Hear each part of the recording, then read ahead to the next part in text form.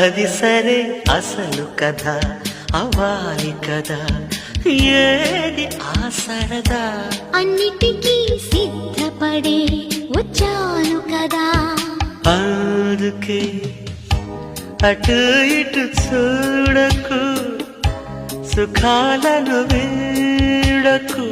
తొందరే ముందే విందుకు పారిపోను కదా. అది సరే అసలు కథ అవ్వాలి కదా, ఏది ఆ సరదా?